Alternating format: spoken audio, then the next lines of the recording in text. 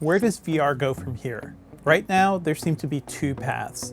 The portable and self-contained VR headsets like the Oculus Quest, or the slightly bigger ones that connect to your PC or a game console like the Oculus Rift and PlayStation VR. Valve is clearly betting on the second way with the Index, its first VR headset. It crams in just about every feature you'd want for high-end virtual reality, including some truly transformative finger-sensing controllers. It's just too bad the entire Index package costs $1,000, putting it out of reach for most people. But maybe that's the point. It's a boundary-pushing headset meant to keep the VR industry from getting stale.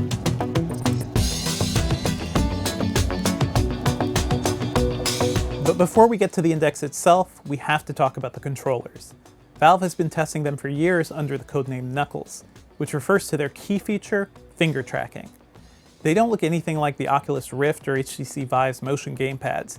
Instead of just holding them, you have to slide your fingers under a microfiber strap which secures the controller to your hand. They rely on 87 sensors to track your finger movements, which also opens the door for new types of VR interactions.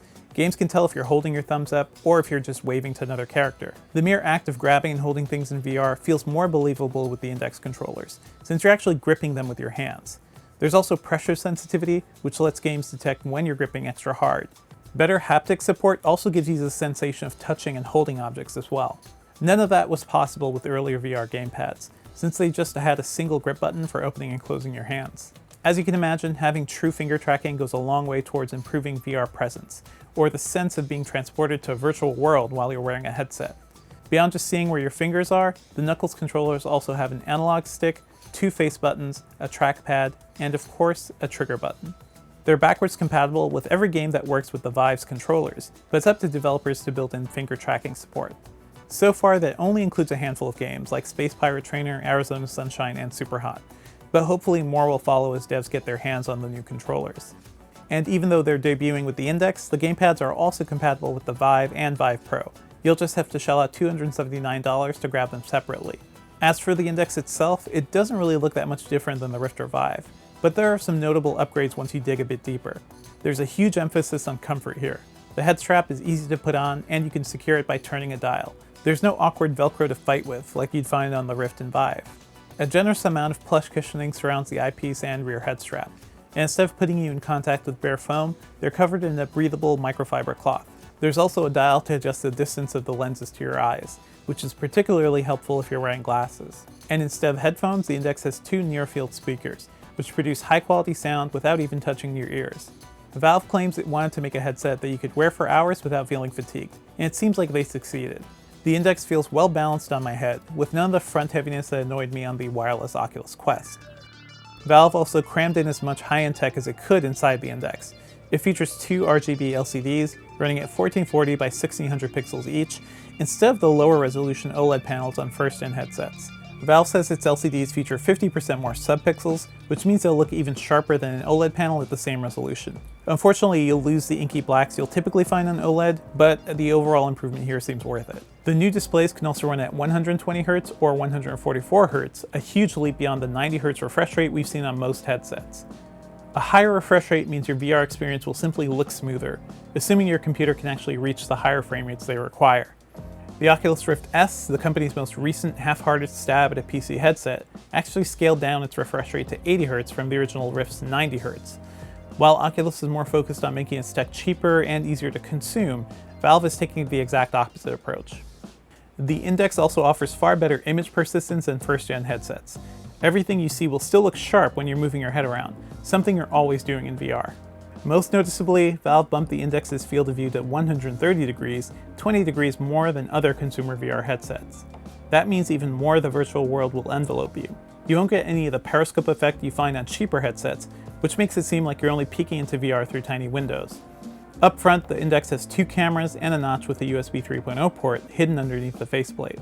Valve calls this the frunk, an accessory slot that developers can use however they see fit. Reality Instruments is already using it to add LED displays to the front of the Index. For all of its whiz-bang new features, the Index is still a wired PC headset that relies on external sensors. That means it still has many of the downsides of the Vive. Setup is a chore since you still need to find a high location for the two base stations, and you need to plug the headset into a DisplayPort, USB 3, and power connection. Thankfully, Valve made the cable detachable, so you can remove the Index headset while leaving the plugs connected to your computer. Once everything is plugged in, you also have to draw a boundary around your play space for room scale gaming. And if you're low on space, you can still use it in seated or standing mode, though that will limit you from playing some room scale titles. Since the Index is a Steam VR headset, the entire setup process is the same as the Vive's. The only difference is that I manually had to enable the 120Hz refresh rate in its settings. So how well does the Index actually work? I've tested every major VR headset, including most of the flagship Windows Mixed Reality offerings, and nothing comes close. Valve has crafted a headset that's comfortable while also delivering the most immersive virtual reality experiences I've ever seen. Partially, that's due to the tech crammed into the headset, but the new controllers play an even bigger role. Running through the hilarious Aperture HandLab demo instantly sold me on finger tracking. It starts with some simple gestures like waving at a smart aleck robot, but quickly escalated into a game of rock, paper, scissors and an awkward handshake competition. Throughout the experience, I wasn't focused on pressing any buttons. It all centered on how my hands and fingers were interacting with virtual space. The addition of finger tracking also made Superhot, my favorite VR title, even better.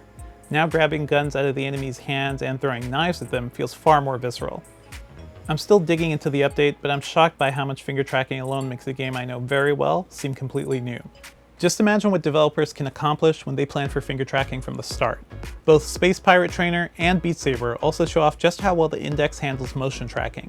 It never lost sight of my controllers as I was shooting space baddies and hitting beatboxes, something I often had trouble with on the Vive and Vive Pro. Chalk that up to vastly improved lighthouse sensors. The visual upgrades in the Index also make mainstay VR experiences like Google Earth and Blue feel much more immersive. I honestly felt a bit of vertigo as I rotated the globe beneath me and flew above gorgeous cities like Rio de Janeiro. Hopping into Street View almost felt like I was teleporting around the globe. The Index's faster refresh rate also made everything I played that much smoother. It was most pronounced in fast-paced games like Space Pirate Trainer. Everything just felt a bit closer to reality, instead of just being stuck in a game. But even though it's the cream of the crop for high-end VR, there's still some room for improvement with the Index. For one, I'd love to see a wireless option. That was a huge upgrade for the Vive, especially when it came to VR immersion. Of course, I'd expect that to be even tougher with the Index's high-resolution screens. I also hope Valve moves towards built-in sensors eventually, though that won't be possible until we see an Index sequel.